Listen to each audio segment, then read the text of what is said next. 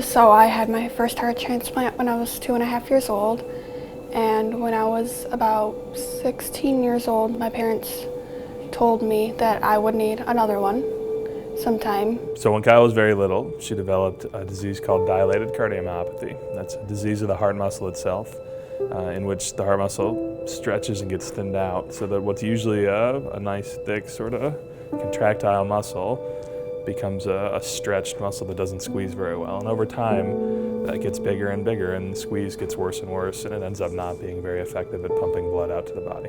With the transplant, her chances at living a normal life were greater, and that was exactly what we experienced. She continued to live life really normally, actually for a couple of years. Although we knew when we looked at these vessels and when we took pictures of these vessels that they looked abnormal. Kyle seemed to be doing fine. And was, finished high school, started college, had a job, was living a normal life. Life was still normal until we had that first appointment where they started seeing signs that she would need another one. And that's when things kind of changed. While Kyle was at home, right around the holidays, she became very sick and actually had a cardiac arrest. And her family did CPR and her neighbors did CPR, were able to resuscitate her. She was taken to an outside hospital where she again had an arrest, and they were able to resuscitate her and actually put her onto a mechanical circulatory support, and then eventually stabilize her and send her to us. I don't try to think about it a lot.